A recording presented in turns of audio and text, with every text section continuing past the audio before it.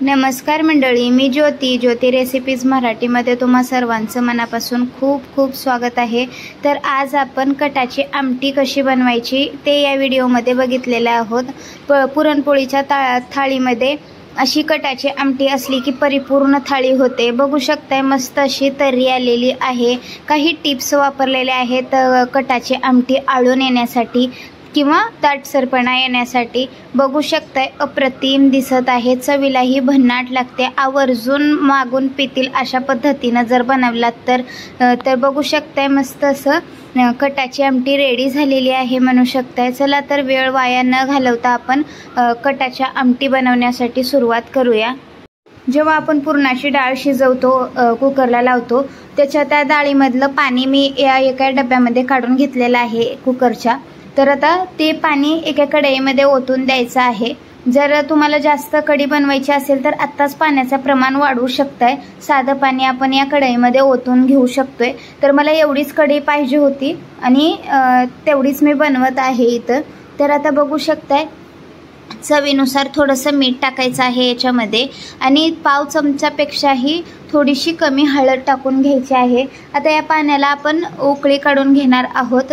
धने पावडर टाकलेला आहे 1 चमचा आणि आता इथं अर्धा चमचा गरम मसाला टाकून घेत आहे मी। बघू आता इथं मी बारीक लसूण वाटून घेतलेला आहे आणि ते पण याच्यामध्ये टाकून घेतलेला आहे। सगळे मसाले एकजीव होतील असं ढवळून घ्यायचं आहे। या पाण्याला मस्त अशी उकळी काढून द्यायची आहे। फोडणीत सुद्धा मी लसूण टाकणार आहे। बघू शकताय मस्त पाण्याला उकळी आलेली आहे। आता हे बाजूला ठेवून देऊया। एक जाळी ठेवलेली आहे, गॅस ऑन केलेला आहे मी आणि खोबऱ्याची वाटी अशी पालती घालून घ्यायची आहे। एक कांदा घ्यायचा आहे। खोबऱ्याची वाटी कापून कढईमध्ये सुद्धा भाजू शकताय, पण अशा पद्धतीने जर खोबरं काळं करून मिक्सरला वाटून फोडणीला टाकलं तर या साराला खूप छान चव येते किंवा या कटाच्या आमटीला खूप छान चव येते। कांदा पण आपल्याला काळा करून घ्यायचा आहे आणि आता मस्त असं खोबरं भाजून झालेलं आहे आपलं। बघू शकताय मस्त काळं झालेलं आहे। आता याला थंड करून घेणार आहोत। बघू शकताय इथं कांदा अजून भाजलेला नाही, 1 ते 2 मिनिटं लागतं कांदा भाजायला। तर असं चारी बाजूने मस्त असा कांदा सुद्धा भाजून झालेला आहे। बघू शकता अशा पद्धतीने कांदा भाजून घ्यायचा आहे आपल्याला आणि आता इथं खोबरं आपलं थंड झालेलं आहे। काप करून आता याच्या बारीक बारीक आपण मिक्सरला वाटून घेणार आहोत। बारीक असं वाटून घेतलेलं आहे खोबरं, बघू शकताय तुम्ही मस्त। आणि आता इथं मी लसूण वाटून घेतलेला आहे। मोठं आपल्याला लसूण खलबत्त्यामध्ये कुटून घ्यायचं आहे। 7 ते 8 पाकळ्या मी लसणाच्या मोठ्या कुटून घेतलेल्या आहेत। कढीपत्त्याची पानं घेतलेली आहेत। साराला किंवा कटाच्या आमटीला कढीपत्त्याने खूप छान चव येते। बघू शकताय मस्त कोथिंबीर सुद्धा बारीक कापून घेतलेली होती आणि आता कांदा थंड झालेला आहे आपला। आता वरचं थोडं काळपट भाग आपण काढून टाकायचा आहे। पाठचा पुढचा भाग कापून काढायचा आहे चाकूने आणि आता याला मिक्सरला आपण बारीक वाटून घ्यायचा आहे। आता आपण जो कांदा वाटून घेतलेला आहे तो आता या उकळीच्या पाण्यामध्ये टाकून घ्यायचा आहे किंवा आमटीमध्ये टाकून घ्यायचा आहे म्हणू शकताय। बघू शकताय आणि आता आपण ढवळून घ्यायचं आहे। आणि आता इथं फोडणी देण्यासाठी किंवा तडका देण्यासाठी इथे कढई घेतलेली आहे। पूर्व तयारी आपली झालेली आहे। कटाची आमटी म्हणलं की थोडासा तेलाचा प्रमाण येतो, सो 2 ते 3 पळ्या आपल्याला तेल घालून घ्यायचं आहे कढईमध्ये। तेल गरम झालं की मग याच्यामध्ये आता आपण पाव चमचा जिरं, पाव चमचा मोहरी टाकायची आहे। याच्यामध्ये मस्त असं तडतडली पाहिजे मोहरी आणि जिरं फोडणी टाकलेले।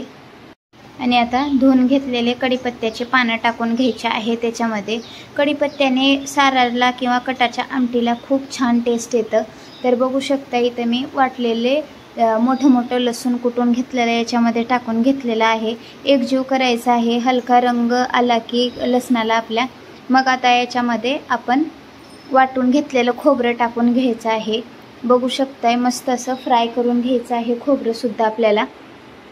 मस्त असा ब्राऊन कलर आला की मग याच्यामध्ये एक टिप्स सांगत आहे मी. इथं बघू शकताय खोबऱ्याचा कलर एकदम ब्राऊन कलर आलेला आहे.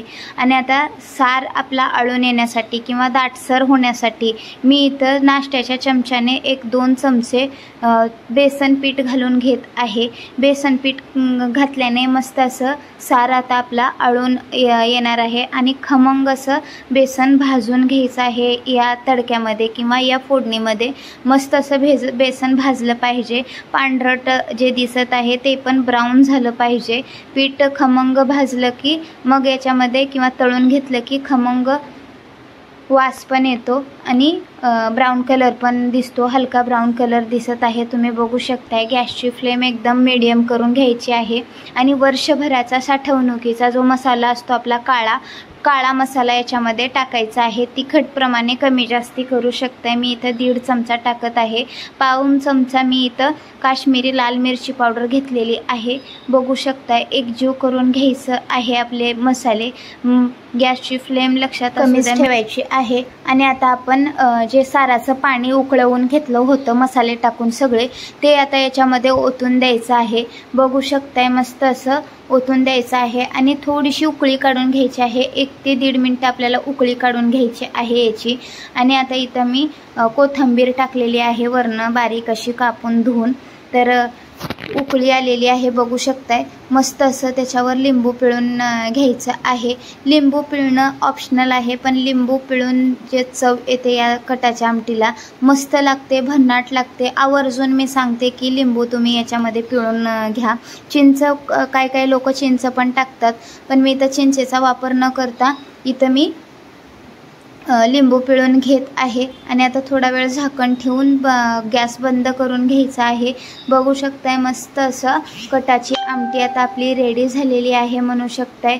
अप्रतिम दिसते.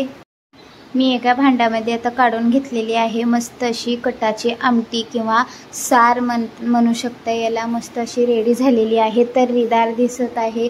मस्त चटपटीत झणझणीत असा सार आता आपला रेडी झालेला आहे. अप्रतिम चवीचा. तर व्हिडिओ कसा वाटला कमेंट्स बॉक्समध्ये सांगायला विसरू नका. माझा व्हिडिओ जरी आवडला असेल तरी लाईक करा, शेअर करा, सबस्क्राईब करा, बेल आयकॉनला क्लिक करा.